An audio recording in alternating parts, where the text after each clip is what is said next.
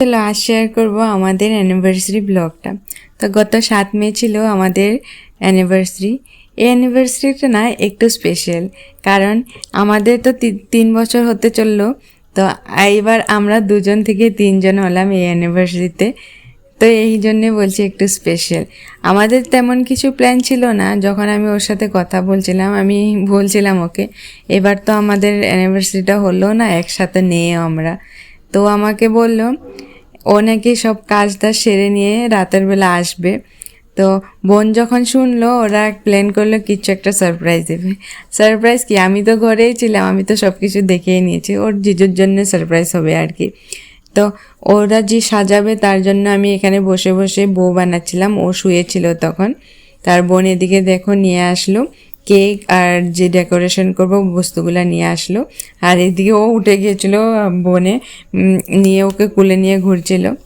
তো ভাই আর ওর ফ্রেন্ড একটা তো এখানে বেলুনগুলো ফুলিয়ে নিয়েছে। আর বোনরা অনেক কাজ ছিল, ওরা অন্য কাজ রান্নাবান্নার ওগুলো মার সাথে হেল্প করলো।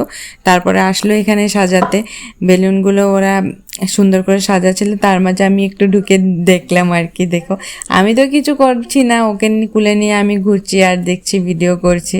তারপরে দেখো আমি একটু শোয়ার পরে আমি একটু আসলাম, আমি একটু ঠিক করছি।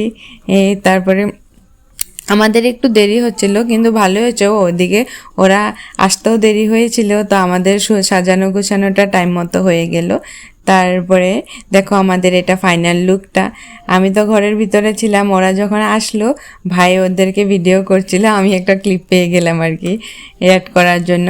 তারপরে হচ্ছে ওর পাপা ওকে ওর জন্যে, আমার জন্য তো গিফট আনিয়েছিলই, তার সাথে ওর জন্য একটা সফট টয় নিয়েছিল।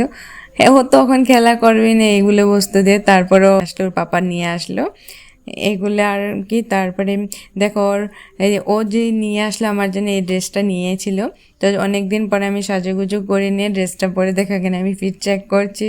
তারপরে আমরা আসলাম ও বলছিল আমাকে মেয়ের হাত ধরে নাকি কেক কাটবে। তো ও তো অনেক ছোট, তা হলো না, আমরা 2জন মিলেই কেক কেটে আমাদের 3rd অ্যানিভার্সারিটা করলাম। তো আজকের ভিডিওটা এখানে শেষ করছি, মিলছি অনেক ভিডিওতে। Bye bye.